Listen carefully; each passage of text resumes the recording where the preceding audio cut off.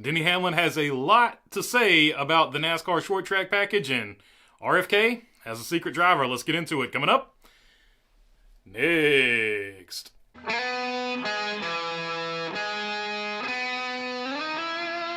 What's going on, everybody? All right, first things first, let's jump right into it. This from the Daily Downforce. They are quoting a video that is on the Dirty Mo Media Dale Jr. download. Definitely recommend checking out that video. But this is from Denny Hamlin talking about the short track package. I can tell you as a team owner, our engine bills when it was 700, 800 horsepower versus right now is no different. So I don't understand why going back and taking a 50-cent piece of aluminum that is a tapered spacer and opening that thing up to 750 horsepower, I cannot make sense of why we're not doing it.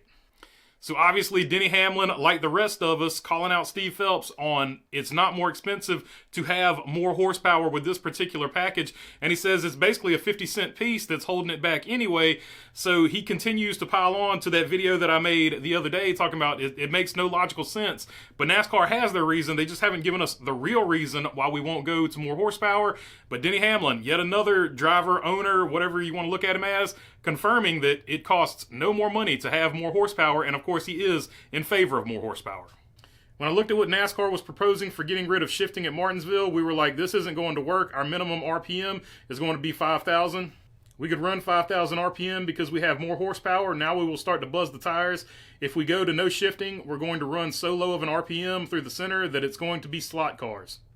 So in Denny Hamlin's opinion, he thinks that with these modifications that NASCAR is trying right now, aside from the tire fall off that they have built in, he did go on to say that in the video. Like I said, go ahead and watch it or check out the article, of course, from the Daily Downforce. He doesn't think it's going to do anything except make it like a one lane, everybody get behind everybody, as he called it, slot cars. It's just going to be a train around Martinsville and various other short tracks. So he is not in favor of the modifications NASCAR tried at Phoenix. So I just want to include that article because he did say actually in the Dale Jr. download that we haven't had a lot of feedback from drivers or, reporters haven't done anything on this story. And I agree with him. I haven't heard anything positive or negative. I just haven't heard anything about the results of that test in Phoenix. It was closed to the public. Only select reporters were allowed there. So I haven't heard one way or the other. Some guys have mentioned they liked some things. Some guys have mentioned they didn't like other things. But I haven't heard like a consensus. Was it a good test? Was it a bad test? Did they get anything accomplished? And according to Denny Hamlin right here, and he did say he was going to have to debrief his guys to get the full picture, but according to Denny Hamlin, he seems to think they haven't really found anything that's necessarily going to help the car on the short tracks next season, which of course is a bummer. Of course, we'll keep following this story as it goes on to see what happens, but initially, at least according to Denny Hamlin, not looking good so far. This from Mark Fogarty at the Speed Cafe. Secret NASCAR deal for Waters Ford star Cam Waters is set to join Supercars champion Brodi Kostecki with selected NASCAR forays next year.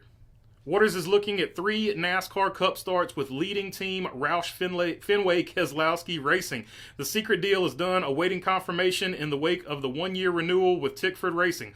Waters wants to join Shane Van Gisbergen, making a full-time switch to NASCAR, and Kostecki as a street/road course race guest driver.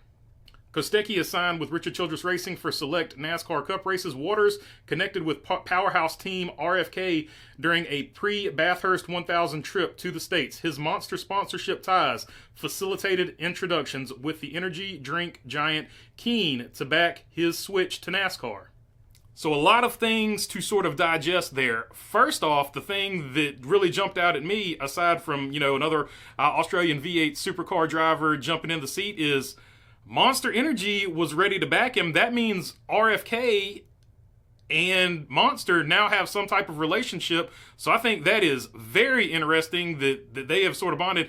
The second thing that jumps out at me there is Cam Waters is 29 years old, drives the number 6, ironic, Roush Fenway Keselowski, drives the number 6 for Tickford Racing, has 11 wins, and the Monster Energy drink thing is apparently how they got connected, but this seems to be a trend now. We've got, Chevrolet has 2 drivers now in Brodi Kostecki and Shane Van Gisbergen driving for their respective teams, and now Ford has gone out and got another Australian V8 Supercars guy, so I'm liking this Australian V8 Supercars NASCAR crossover stuff.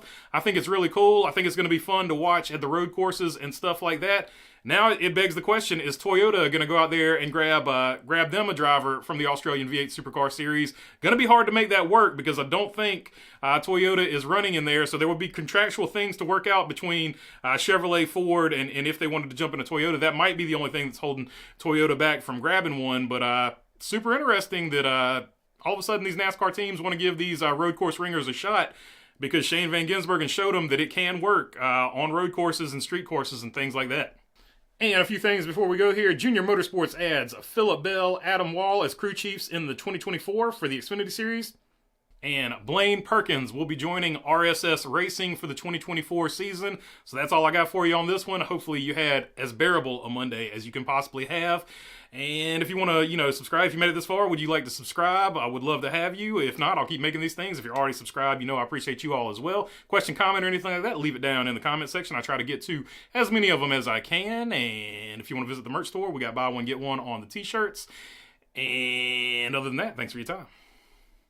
Peace.